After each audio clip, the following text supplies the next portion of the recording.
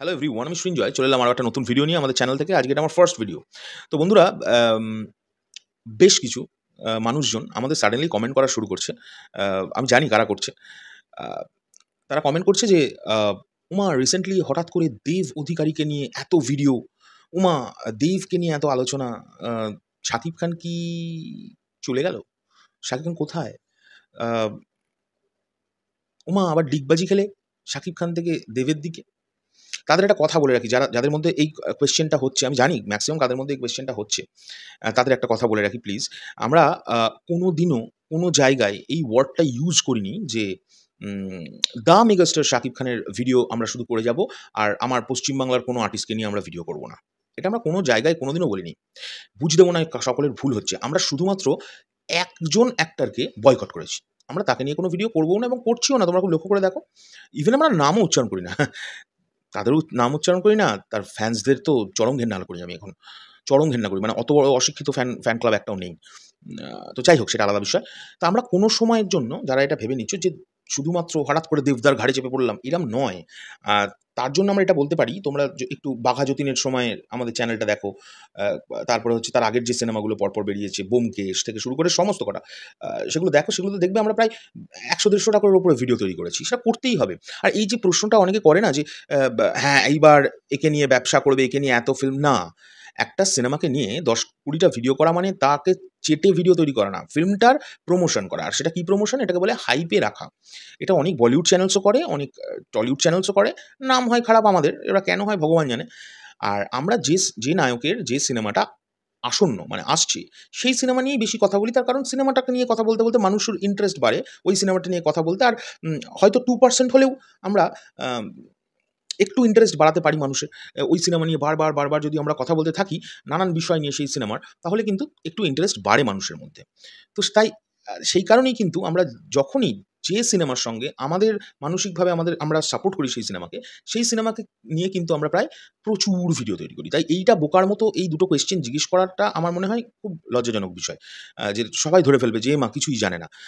তাই আমি আজকে জানিয়ে দিলাম। আর আমরা কখনোই কোনো জায়গায়ই বলিনি যে দেবদাকে ছেড়ে দিয়ে, শুধুমাত্র দ্য বক্স অফিস কিং দেবকে ছেড়ে দিয়ে, বা দ্য ইন্ডাস্ট্রি প্রসেনজিৎ চ্যাটার্জিকে ছেড়ে দিয়ে আ দি মেগাস্টার শাকিব খানের ভিডিও তৈরি করব।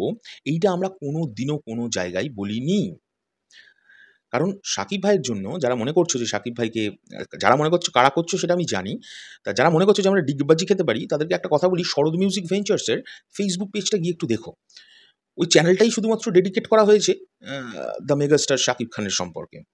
আর দ্য বক্স অফিস কিং দেবদার খবর ম্যাক্সিমাম তৈরি করা হচ্ছে আমার একটি ২ বছরের বন্ধ করা চ্যানেল ছিল। সেই চ্যানেলটা আমি শুধুমাত্র দেবদার জন্য দেবদার খবর করব বলেই কিন্তু স্পেশালি খুলেছি। যদিও আমি সব রকম আপলোড করছি, কিন্তু দেবদার খবর ওখানে সবচেয়ে বেশি আপলোড হচ্ছে। যদি একটু ফলো করো তাহলে বুঝতে পারবে। রিসেন্টলি শুরু করেছি আমি ওখানে ভিডিওগুলো দেওয়া, এবং ওই পেজটা ভেরিফাইড পেজ, ওটা আমার পেজ। ভেরিফিকেশনটা কিন্তু ওটা পেজ, প্রোফাইল না, মানে কেনা ভেরিফিকেশন না। বহু বছর আগে থেকে ওটা ভেরিফাইড। যে কেউ আবার সেটাও ভেরিফাই করে দেখতে পারো। যাই হোক, তো এই হলো বিষয়। এবার মেইন কথায় আসি। আ দেবদার যে Instagram প্রোফাইল, গতকালকে একটা লিস্ট আমার কাছে চলে আসে। সেই লিস্টটাতে top 5 Instagram followers of Bengali actors আমি এখানে দিয়ে দিচ্ছি। আমরা বলতে পারতাম না, বাড়ি বলছি। তো এই মানে লিস্টের মধ্যে সবচেয়ে উপরে আছে দেবদার প্রোফাইলটা। দেবদার 1.5 মিলিয়ন ফলোয়ার্স শুধু Instagram এ। এটা কিন্তু খুব একটা ছোট বিষয় নয়। এখান থেকেই বুঝতে পারবে। এবং যেটা আমি রিসার্চ করে দেখলাম, এই প্রোফাইলটার মানে দেবদার প্রোফাইলের রিটেনশন চরম বেশি। মানে মানুষ এই প্রোফাইলটাকে ট্যাগ করে প্রচুর, প্রচুর পোস্ট করে Instagram এ।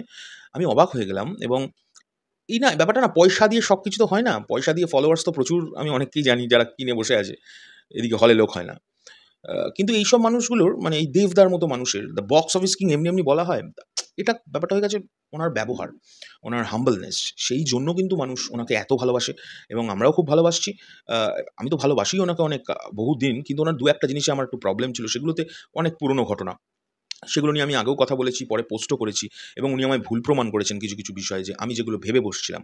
অ্যান্ড এই হলো বিষয়। তো দেবদার কিন্তু প্রোফাইলটা, মানে Instagram হ্যান্ডেলটা 1.5 মিলিয়ন। আমি বাদবাকিদের নাম করে তাদের ছোট করতে চাইছি না।